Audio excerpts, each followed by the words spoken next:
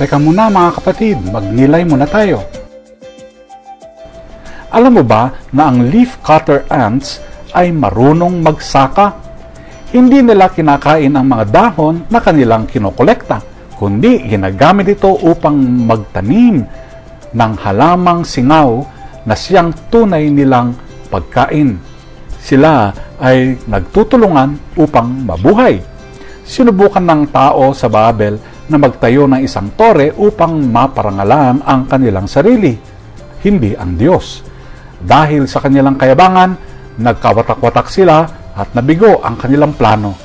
Hindi tulad ng mga langgam na nagtutulungan para sa ikabubuti ng lahat. Sila ay nagtrabaho lamang para sa sarili nilang kapakinabangan.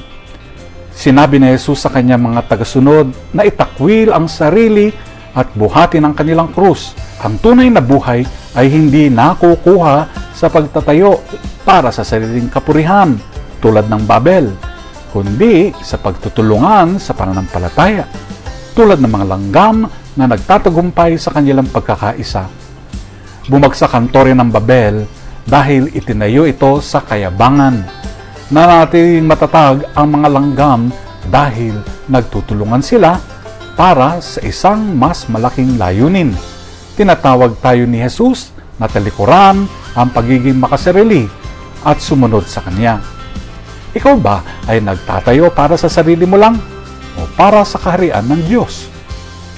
Amen.